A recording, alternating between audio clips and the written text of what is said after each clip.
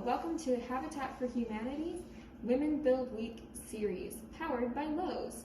Today I'm going to show you some of the steps to take before you paint your walls.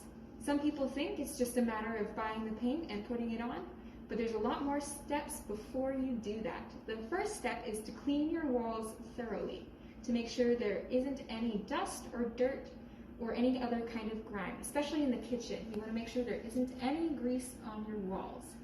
And the next step is to remove everything from the walls, such as nails, covers, screws, any kind of decor. You don't want anything in the way of your painting. Another step to take is to spackle. That's to fill in any little holes that you might find in your wall. So that's what I'm going to show you first. So let's come over here to the wall and take a look. I've already spackled some areas. That's what these spots are.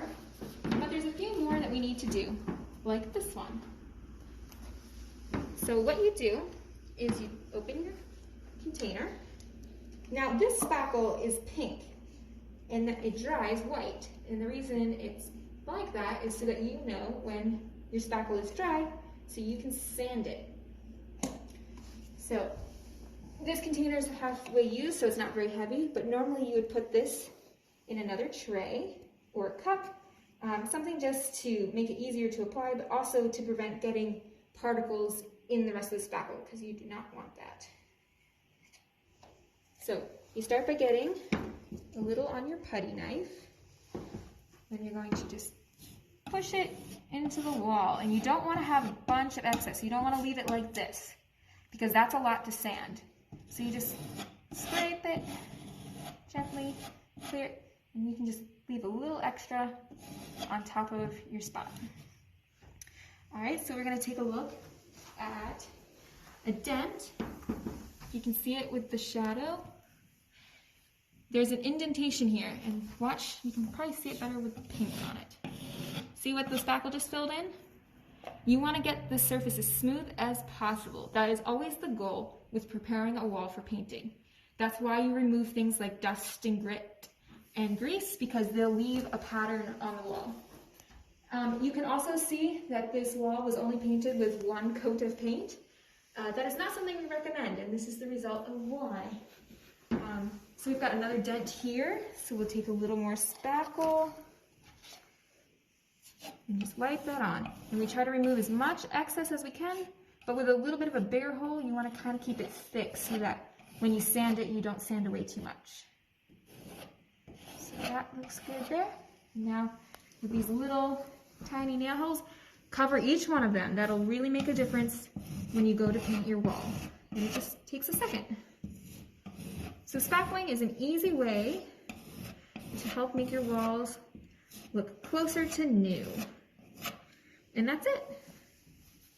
Okay, we're back at the wall that we spackled. As you can see, this one is still pink, which means it's not finished drying yet. But these are fully white, which means they are finished. So we can take a sanding block and just gently rub over it. And you want to rub it so that you cannot feel any of the edges, because when you paint, this is going to be a line on your wall, and you don't want that. You went through all the trouble to fix it, so you don't want to create more lines. So you're going to sand over it until it looks something like this. This is okay. It's okay to leave just a little bit on the wall like that. That's not going to be a problem. So you're just going to get rid of the edges and any thick spots. Go over the spot that you spackled a little bit, but you don't want to go too much because you don't want to remove the spackle from the hole. All right.